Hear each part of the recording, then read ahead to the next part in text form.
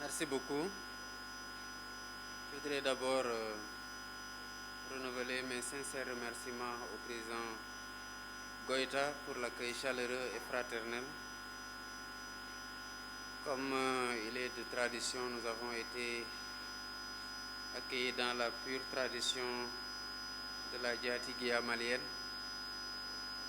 Vous savez, le Sénégal et le Mali ont des liens d'amitié et de fraternité historiques. C'est des liens de bon voisinage, c'est des liens de parenté, de sang, d'amitié, de culture et de coopération. Et ces liens conjugués à la géographie et à notre histoire commune sont à la base de la particularité de la relation exemplaire que nos deux pays entretiennent. Et ma présence aujourd'hui à Bamako s'inscrit donc dans ce cadre purement fraternel. Je suis venu lui rendre une visite de courtoisie et lui renouveler à lui et à son gouvernement, mais aussi au peuple malien frère, nos condoléances émues à la suite des dernières attaques tragiques qui ont coûté la vie à plusieurs soldats. Nous nous inclinons devant leur mémoire et prions pour le repos de leur âme. J'ai aussi exprimé au président Goïta la condamnation sans réserve du Sénégal, avec la plus grande fermeté de ces actes odieux, lâches et barbares qui se multiplient.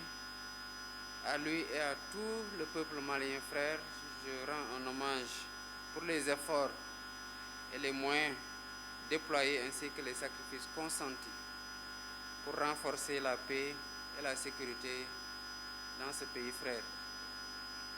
Naturellement, nous avons eu l'occasion d'aborder d'autres points au cours de nos échanges, tenant compte aux questions de paix et de sécurité au niveau de la sous-région, mais notamment sur les voies et moyens de lutter efficacement contre le terrorisme qui ne cesse de s'étendre et menace toutes nos populations.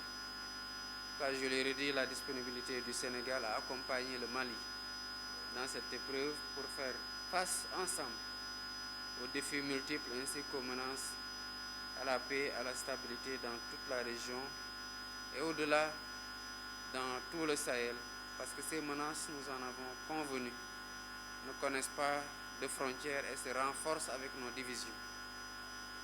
Nous avons aussi discuté des perspectives de renforcement de la coopération pour relever ensemble les défis, que ce soit dans le cadre bilatéral ou dans le cadre des instances régionales où le Mali et le Sénégal sont membres. Et je me réjouis de notre parfaite convergence de points de vue sur les principales questions que nous avons abordées, dans un esprit de fraternité, de solidarité, en mettant ensemble nos forces. Et j'ai dit au président Goïta qu'il peut compter sur le soutien indéfectible du Sénégal. Et je lui ai réaffirmé notre présence et notre engagement aux côtés du Mali, ainsi que tous les autres pays, pour relever ensemble les défis communs. Nous avons aussi évoqué la situation dans le cadre de l'UEMOA comme de l'OMVS et nous avons convenu de travailler avec les autres homologues d'autres pays frères à la convocation dans les meilleurs délais de sommet au niveau des chefs d'État pour redynamiser la coopération monétaire et économique, mais aussi dans la gestion de la ressource hydraulique